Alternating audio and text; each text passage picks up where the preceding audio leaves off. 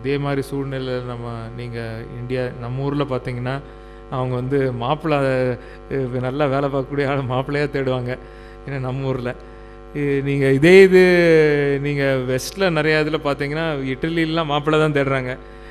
இதில் ஜெர்மனி மிச்ச ஊர்லலாம் பார்த்தீங்கன்னா அவங்க வந்து ஏதாவது ஒரு கம்பெனிக்கு விற்றுடலாமா, அல்ல இதே மாதிரி இன்னொரு பிஸ்னஸ் இருக்கிறவங்ககிட்ட போய் நம்ம ஜாயிண்ட் வெஞ்சர் மாதிரி போட்டு 2 கம்பெனி சேர்த்துருவோமா அப்படி பார்க்குறாங்க.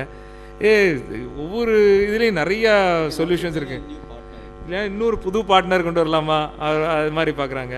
நீங்கள் அதனால் உங்கள் சூழ்நிலைக்கு எது உங்களுக்கு கம்ஃபர்டபுளாக இருக்கோ அதை அல்லது உங்கள் டாக்டர்ஸே ரன் பண்ணி ஏதாவது 4 டாக்டரில் யாராவது ஒருத்தர் ரன் பண்ணுவாங்களா அப்படின்னு பார்க்குறாங்க. அதனால் அதை என்னால் சொல்ல முடியாது. நீங்கள் தான் அதை டெசிஷன் எடுக்கணும். ஆனால் நிறைய பாசிபிலிட்டி இருக்குங்க. இப்போ நம்ம பிஸ்னஸ் சின்ன பிஸ்னஸாக இருந்தால் கூட ஒரு இதே சிமிலர் சைஸ் இன்னொரு பிஸ்னஸோட இதே காம்ப்ளிமெண்ட்ரியாவோ அல்லது இதோடைய சேர்த்து இருக்காப்புல கம்பைன் பண்ணி சேர முடியுமான்னு பார்க்குறாங்க புதுசாலாம்.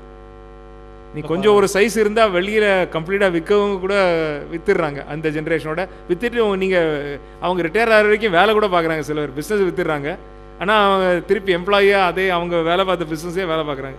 எவ்வளவோ பாசிபிலிட்டி இப்போ வந்துருச்சு. அது சைஸை பொறுத்து உங்கள் பிஸ்னஸை பொறுத்து இருக்குது.